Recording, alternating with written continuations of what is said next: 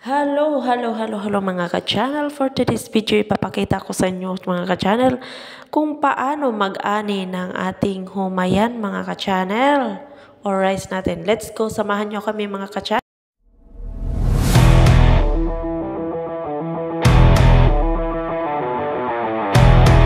Ito nga pala ang sister-in-law ko, ang may-ari ng farm na yan. Hi guys, nagpa-anime sa mong humayan nga nahapay sa bagyong inting. Идем дальше. Идем дальше. May gani na ay taga Cebu. Wala pa, luoy kayong humay, nanurok na tungkad sa yuta. May gani na ay taga Cebu. Taga Cebu. Cebu guys.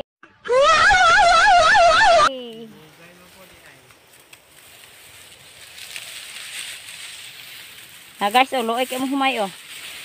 Nag-iyahay na lagsandigay. Unggong! Barinig kita sa mukha eh! Bulo.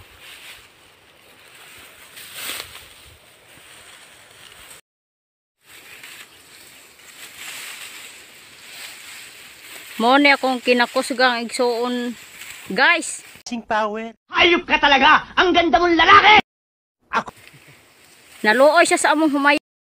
Yan, taon siya ging tabag ani, kay nanurok na. Wow! Wala lang siya masahiro kay subay siya sa umayan nga natumba sa bagyo. Na guys, oh luoy kay mong humay. Nag-iya-iya nagpanandig. Na yung mga kauban, taga Cebu, taga Ipil. Oh my God!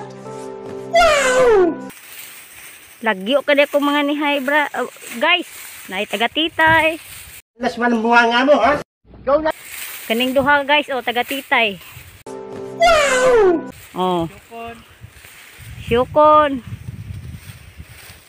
Ing ari ragid sila. Kay naluoy sa kong humayan, ing tabag ani. Ang uban guys, di mo tabang. Tungod sa kalayo, pero kani sila bisig layo sila, ing ari gyud sila.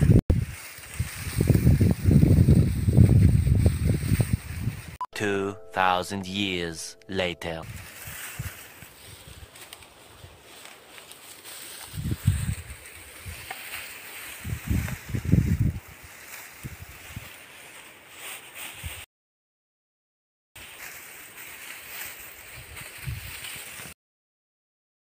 May panglagyo, mutabang pag-ani, silingan, di mutabang.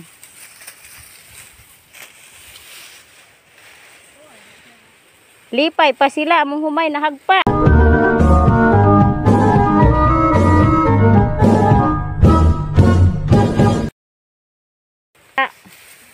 Di sila mutabang. May pang tagalagyo, intabang pa. Oh. Natanawa guys, oh, magwapo kayo ng mga nihay, oh. Oh. Sing power. Hayop ka talaga! Ang ganda mong lalaki! Ako. Oh, ay kung kumare, oh. Guwapa kay kung kumare. Oh. Mo na akong mga die heart ni guys. May kasing-kasing.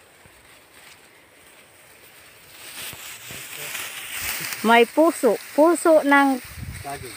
Dili puso ng saging.